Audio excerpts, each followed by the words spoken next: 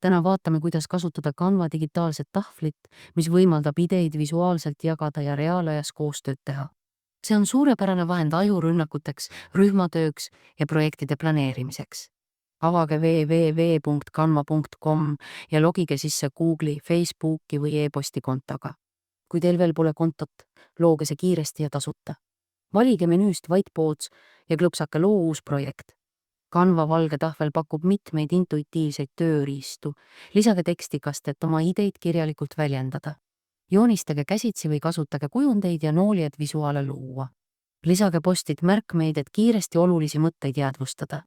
Kasutage pilte ja ikoone, et muuta tahvele atraktiivsemaks.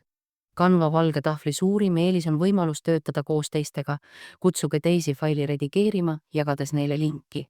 Kommenteerige ja andke tagasisidet otse tahvlil. Ekspordige oma töö PDF, pildi või Canva failina. Canva Whiteboardi kasutamise kiirendamiseks kasutage nutikaid nippe, kasutage kiirklahve, näiteks Ctrl+ ja 500 elementide duplitseerimiseks. Joondage objektid täpselt ja kasutage mailide eeliseid. Kasutage timer-funktsiooni, et grupitöö tõhusamaks muuta. Interaktiivne lähenemine muudab õppimise lihtsaks ja lõbusaks.